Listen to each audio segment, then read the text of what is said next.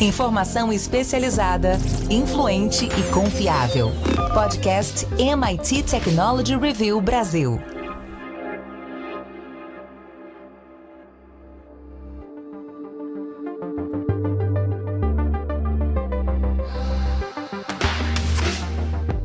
Olá, eu sou o André Miceli e esse é mais um podcast da MIT Technology Review Brasil. Hoje eu, Rafael Coimbra e Carlos Aros vamos falar sobre a inteligência artificial, como ela pode aprimorar a previsão dos terremotos. A gente vai explorar os desafios, limitações das tecnologias atuais, destacar a necessidade de outras pesquisas e falar sobre como isso pode nos ajudar a lidar com uma catástrofe potencial que pode ceifar tantas vidas. Antes da gente começar, eu quero dizer que esse podcast é um oferecimento do SAIS, líder em Analytics, e também te convidar para entrar para nossa comunidade no nosso tradicional www.mittechreview.com.br/assine. A edição 125 anos da MIT Technology Review está chegando com retrospectivas e prognósticos da galera que constrói o conteúdo atualmente e também da galera que construiu lá no início. Tá muito legal.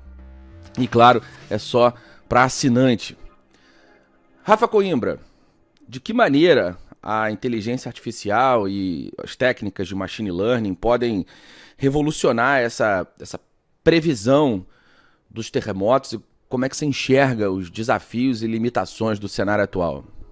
André, tem uma expectativa muito grande em relação à inteligência artificial para nos ajudar nessa árdua tarefa, porque a gente pouco sabe, a verdade é essa, sobre movimentações tectônicas. Ainda é um campo que não evoluiu tanto quanto em outras áreas. A gente tem que lembrar que essa teoria, a teoria das placas tectônicas, entender que o planeta Terra está se movimentando ali no subsolo, essas forças que a gente não enxergava até outro dia, essa teoria das placas tectônicas tem pouco mais de 100 anos, ali de 1912.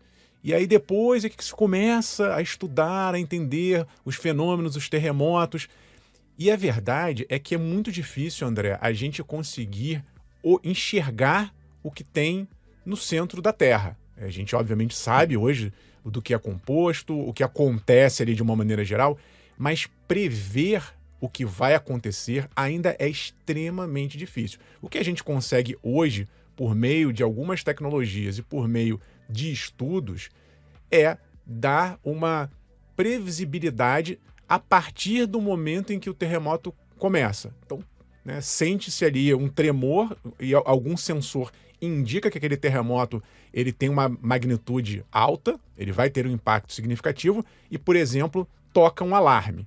Isso parece que não ajuda, mas ajuda muito. Eu já passei por terremoto, é um negócio horrível. Então, cada segundo que você tem ali para se preparar, para procurar um lugar para se esconder ou para eventualmente desligar o gás, sei lá o quê, alguma coisa que vai te proteger e proteger as pessoas ao seu redor, esses segundos eles são vitais. Isso não é força de expressão, não. Pode representar a vida ou a morte. Então, já ajuda. Mas, como eu falei, a gente não consegue antecipar esses movimentos. Esses movimentos, a gente precisaria ter mais estudos, como eu falei, para trás, Como é que a gente faz em ciência? Você vai observando padrões, elementos que vão se repetindo. Então, tem alguns estudos, ou muitos estudos nessa área, mas a gente não tem uma escala temporal, desde que o planeta se formou, para entender de quanto em quanto tempo tem um terremoto, quais são as características e os padrões. A gente hoje já sabe que tem terremotos de tipos diferentes, alguns são mais brutais e rápidos, outros vão acontecendo ali de uma maneira mais lenta e difusa. Então a gente não tem tempo de coleta e análise de dados para identificar, mapear padrões e poder fazer uma análise preditiva, como acontece em outros campos da ciência. A gente também não consegue, como eu falei, inserir sensores no centro da Terra, em várias partes do mundo, para poder ficar ali fazendo um monitoramento em tempo real. Tem de tudo nessa busca da predição, até estudo de animais. Tem muita gente, a gente já viu isso em filme e parece às vezes que é uma coisa de ficção, mas não é. tem muitos cientistas sérios que já estudaram, tentaram entender por que em alguns eventos catastróficos, né, tsunami, terremoto, por que os animais muitas vezes antecipam o que vai acontecer. Vou dar um exemplo aqui de uma teoria que nunca foi comprovada, mas talvez os animais sentissem alguma presença eletrostática, né? O terremoto, antes dele acontecer, aqui que a gente sentisse, ele pudesse, algumas substâncias ou alguma variação de carga elétrica na superfície poderia gerar uma reação dos animais e a gente talvez pudesse colocar sensor em animal para prever o terremoto. Tô dizendo, parece besteira, mas não é. Tem muita gente tentando obter algum tipo de informação que faça essa previsão. Então, o cenário, André, até agora, ele é muito difícil. Ele não se chegou ainda a boas informações e a expectativa, como eu falei, portanto, é que a inteligência artificial nos ajude a enxergar melhor. O que a gente tem observado em outras áreas, a gente pode trazer para o caso dos terremotos, será que a máquina consegue juntar um ponto, uma informação com outra informação e consegue fazer a partir dali uma correlação que eu não estava enxergando enquanto humano? É essa esperança, essa expectativa que a gente tem em relação a estudos de inteligência artificial cruzando essas informações com terremotos. Aros, quando o Rafa fala das técnicas de inteligência artificial, eu fico me perguntando como elas se comparam, quais vão ser as diferenças desses métodos para os métodos tradicionais. A gente vai olhar séries históricas e a partir daí tentar replicar um padrão, encontrar essas curvas para que os padrões sejam vistos e de alguma maneira o alerta chegue.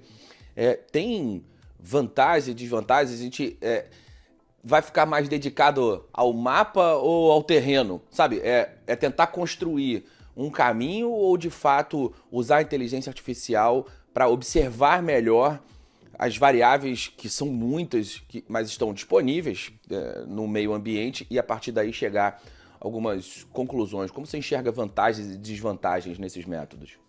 O desenho que o Rafa faz do cenário atual mostra o quão complexo é, né? Quando ele cita, por exemplo, a capacidade de anunciar que um terremoto está acontecendo segundos ou minutos antes dele de fato acontecer, não nos dá uma margem muito ampla de ação, mas para os especialistas, esses poucos segundos que esses alertas são capazes de oferecer já permitem algum tipo de medida que muda o cenário final.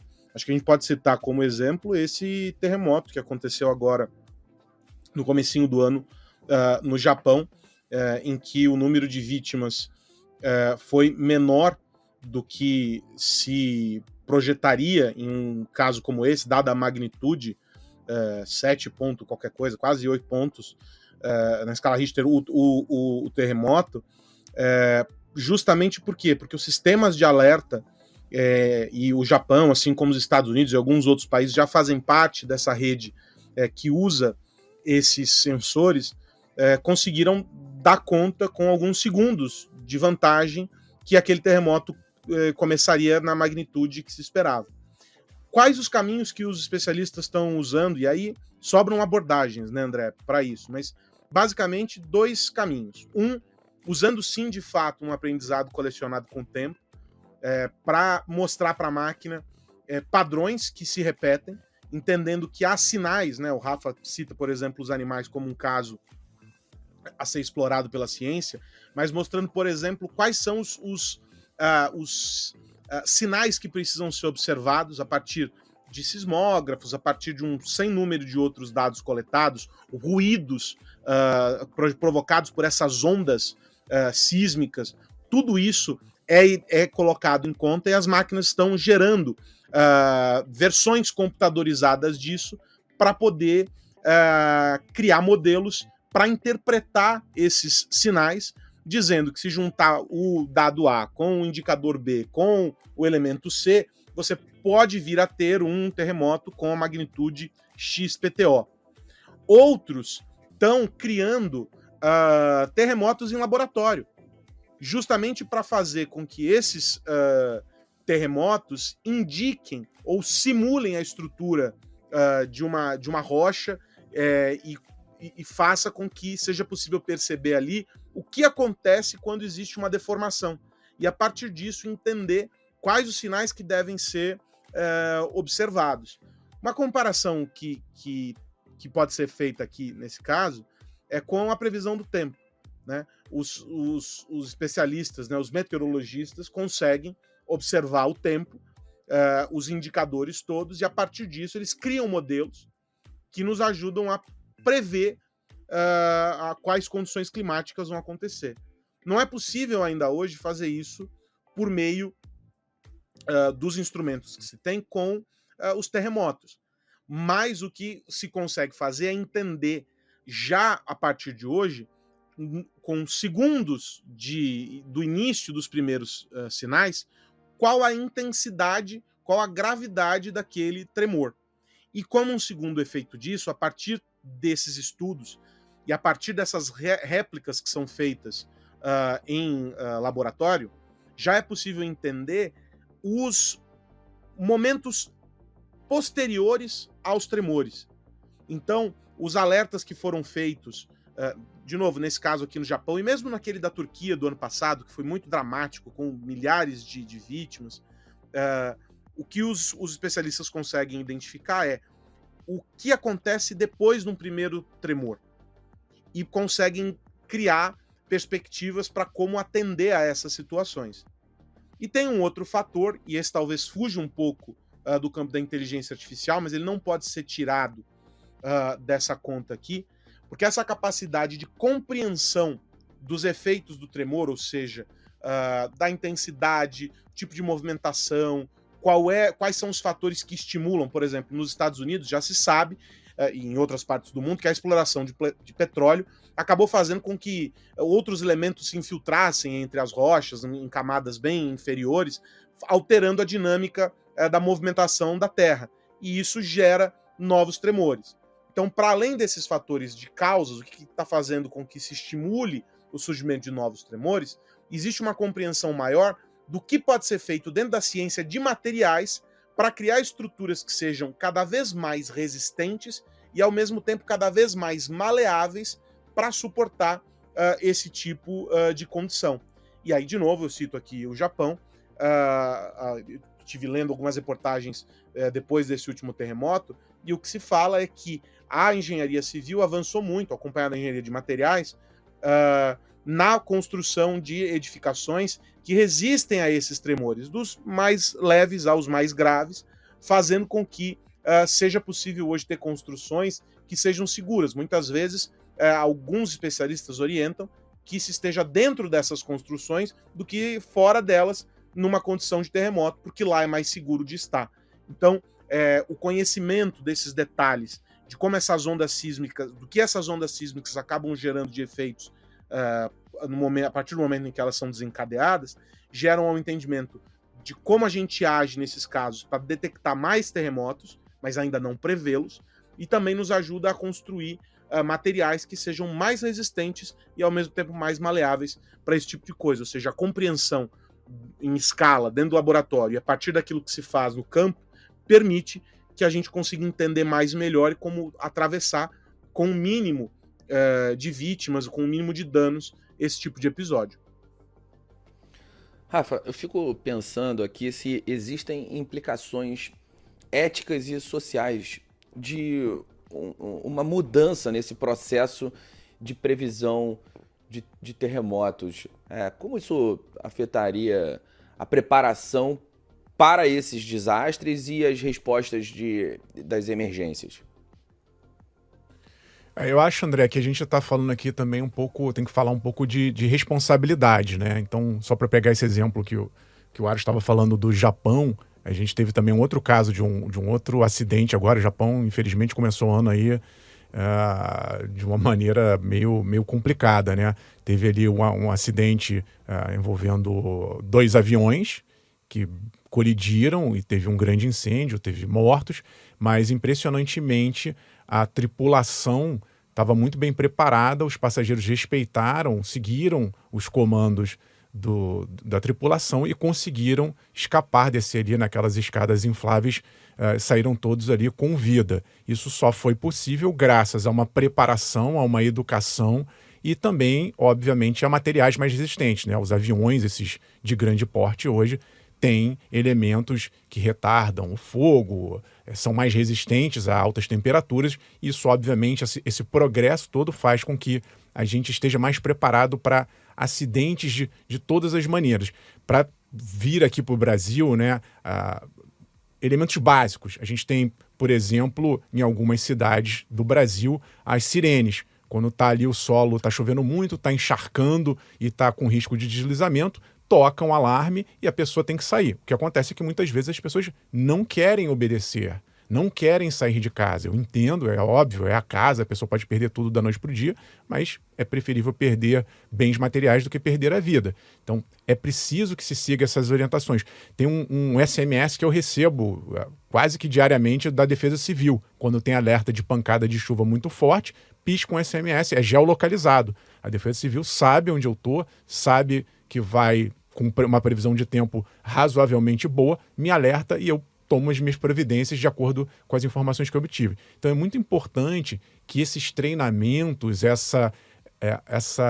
esse entendimento por parte da sociedade, das empresas. Então, a Ares estava falando também um pouco de material, né? Você vai no Japão, os grandes prédios, sejam prédios residenciais, sejam os prédios comerciais, eles já foram preparados, já se sabe que tem terremoto no Japão, vai ter terremoto. Então, você constrói, a partir de um determinado período, edificações com o que tem de melhor em termos de estrutura, de flexibilidade. Você protege pontos vitais, por exemplo, uma usina elétrica, uma represa, qualquer coisa que possa representar um risco maior para a população, e a gente sabe que muitas vezes depois de grandes tragédias você tem ali períodos de escassez, pode ter escassez de água, de alimentos, de eletricidade. Então preservar essas partes vitais também faz com que governos, empresas e cidadãos, como eu falei, tenham que estar inseridos dentro dessa responsabilidade. A gente está em 2024, a gente fala aqui muito de tecnologia, que legal, tem um novo aparelho assim, assado, mas o fato é que a gente vive sobre um terreno que se move. É uma coisa, né, jurássica, mas é um fato. A gente vai conviver com um planeta que tem eventos extremos, seja um terremoto, seja um temporal, um furacão, um tufão, e a gente terá que conviver cada vez mais com esses eventos. Faz parte da educação, da preparação que o globo inteiro, enquanto sociedade, entenda que isso não vai passar e que por mais tecnologias que a gente tenha, às vezes são elementos básicos, são elementos simples que vão representar a nossa sobrevivência.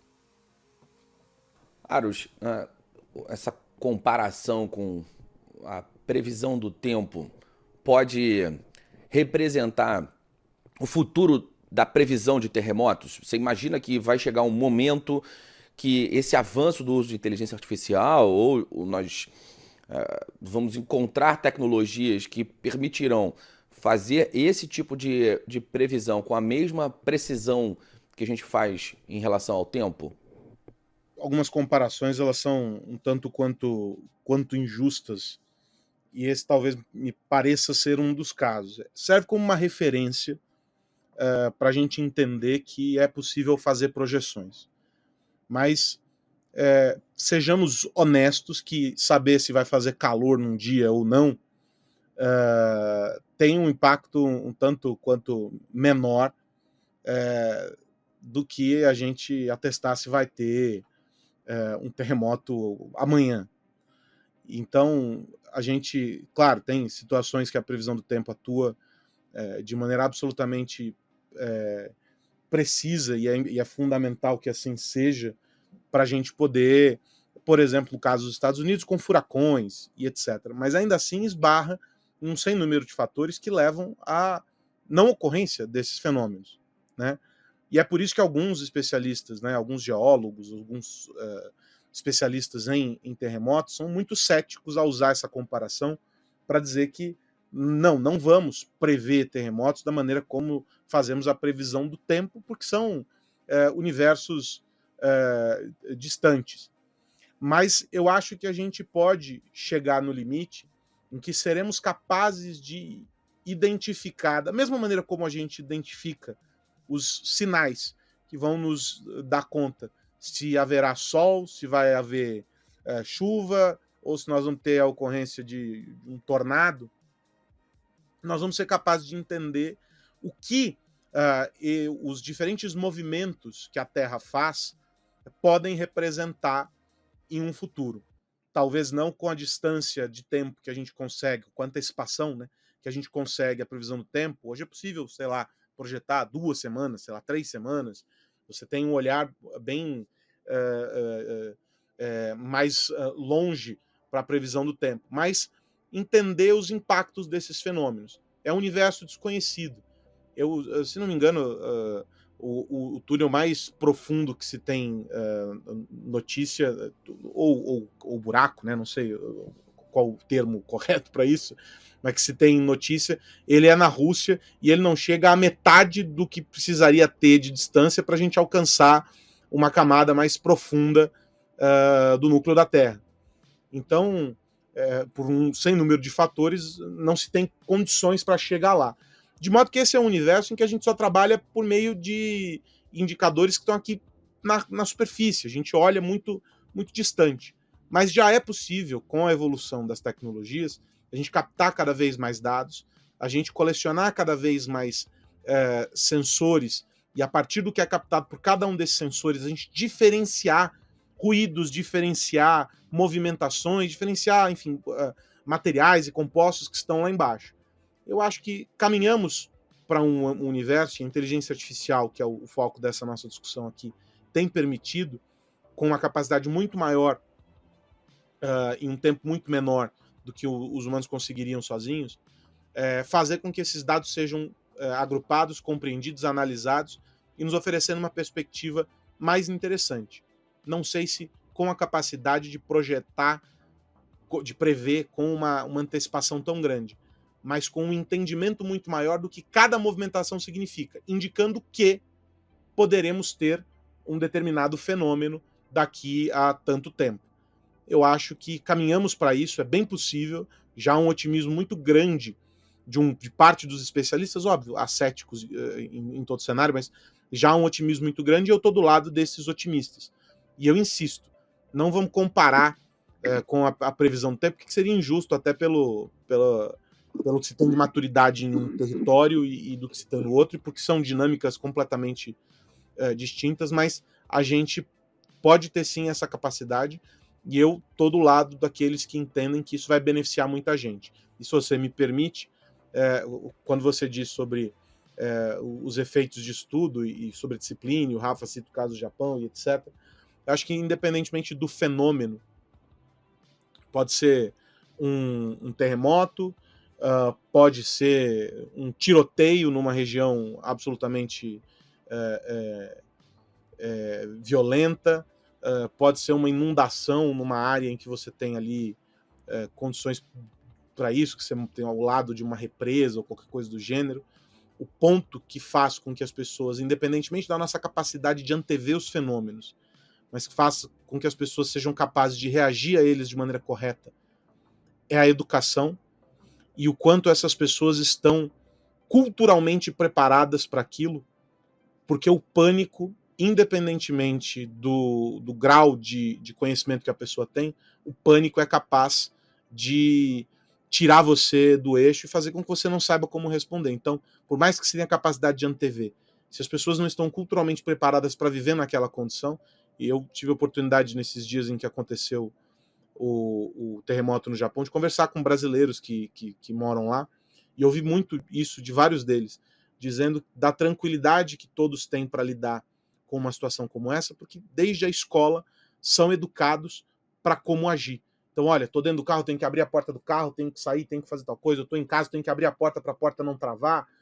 Há um mapa mental para ser percorrido nesses casos. Então, acho que antever é um elemento importante, mas ele não pode ser substituído pela orientação, pela educação e pela formação de uma cultura de proteção, em que as pessoas saibam como reagir e não sucumbam ao medo e ao pânico de um momento como esse, que é, sem dúvida nenhuma, Eu nunca passei por isso, mas eu não duvido que seja o momento da mais absoluta tensão para quem está vivendo ali, né?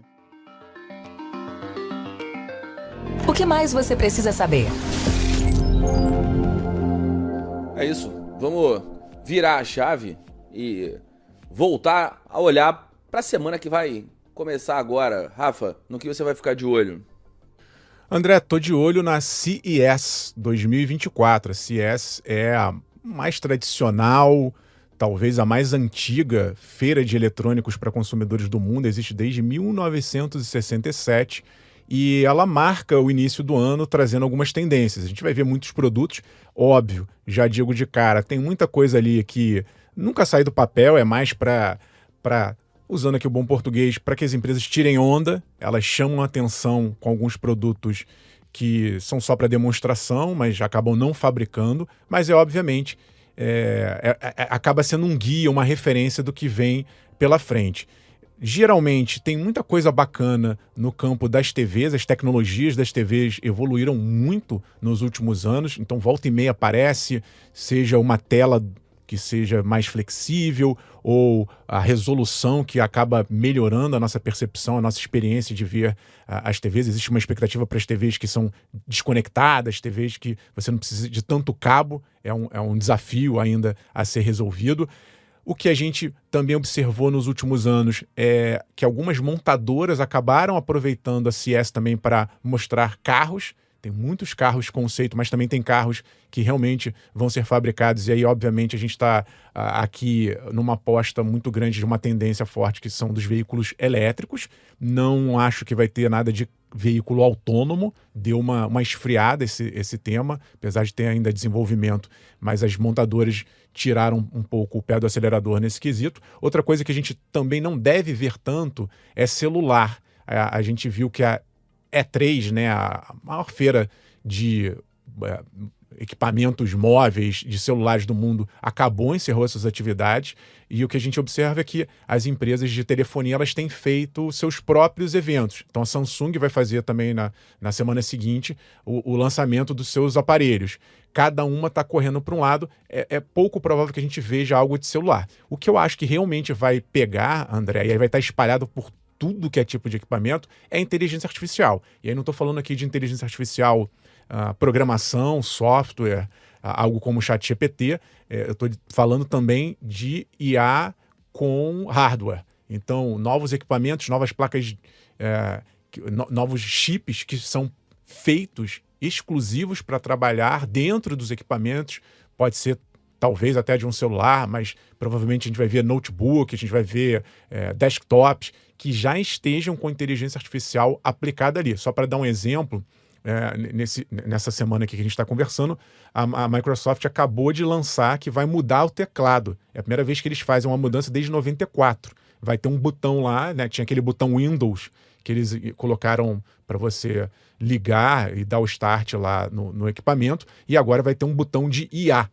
Imagina o que vai ter de revolução quando a gente começar a incorporar. Eu acho que esse ano vai ser o ano da incorporação de IA em coisas naturais, como um computador, um celular, ou uma placa, ou uma câmera. Vai ter isso permeado em diversos equipamentos, é o que eu espero ver na CES desse ano.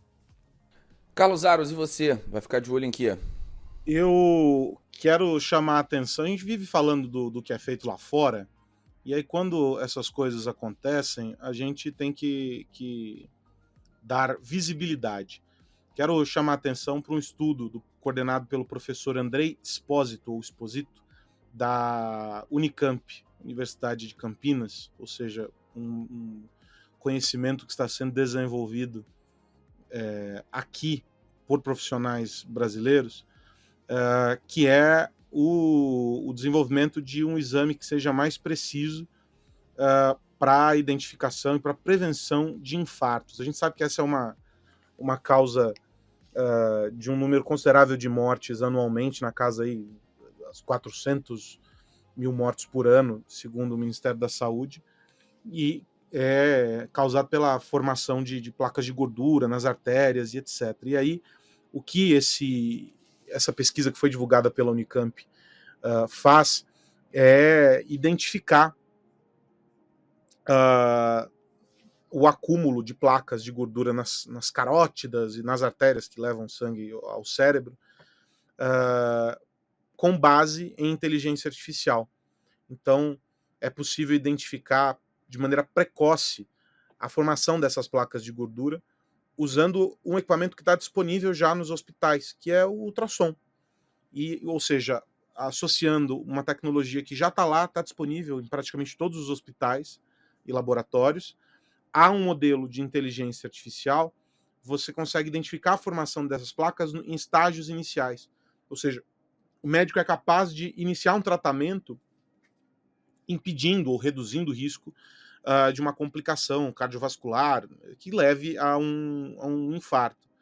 A Unicamp, com muita justiça, está comemorando o desenvolvimento dessa plataforma, desse novo exame, porque é um avanço importante para a medicina, sobretudo aqui no Brasil. É uma solução inovadora que percorre um caminho não de criar uma nova máquina ou criar uma geringonça que vai custar alguns milhões e que eventualmente poderia atender a um número restrito de pessoas, mas uma solução que associada a instrumentos e a uma outra geringonça, né, o aparelho de ultrassom, que já está disponível em boa parte dos hospitais, pode salvar milhares de vidas, e isso é muito importante. Produto do conhecimento desenvolvido por profissionais, por cabeças brasileiras. Eu acho que é isso que a gente precisa valorizar. A Unicamp, assim como outras universidades aqui no Brasil, é um polo de inovação importante, e a gente fica muito feliz quando isso ganha o mundo. Então, agora eles estão publicando esse estudo, estão publicando essa pesquisa, vai ganhar as páginas de um número considerável de publicações internacionais, vai ganhar maturidade, aquela coisa toda, e isso vai, no futuro, a gente torce, quando tudo estiver provado, comprovado, testado e retestado, beneficiar muita gente. Acho que é legal a gente valorizar as cabeças pensantes aqui no Brasil. É isso, meus amigos. Está na hora de ir. Mas antes disso, eu quero lembrar que esse podcast é um oferecimento do SAIS. Rafael Coimbra, até a semana que vem. Um abraço, André Aros, e a todos que nos ouvem. Eu faço um convite para você que está nos assistindo, já que a gente está no início do ano, olhando para algumas previsões. A gente acabou de lançar uma super edição digital chamada What, Why and Next, com várias expectativas tecnológicas do que vai acontecer em 2024, exclusivo para assinante, essa edição, e eu convido você a fazer parte da nossa comunidade. Até semana que vem. Carlos Aros, até a semana que vem. Até a semana que vem, André Miceli, até a semana que vem, Rafa Coimbra, a gente se encontra aqui, e um grande abraço para você que nos ouve, com a recomendação forte de que você continue ligado em nós, no site, nas redes sociais, sempre conectado à Technology Review. Um abração. É isso, semana que vem tem mais podcast da MIT Technology Review Brasil para a gente falar sobre tecnologia, negócios e sociedade. 2024 começou de verdade, galera. Bola rolando. Grande abraço para todo mundo. Tchau, tchau. Você ouviu o podcast MIT Technology Review Brasil, apresentado por Tech Institute.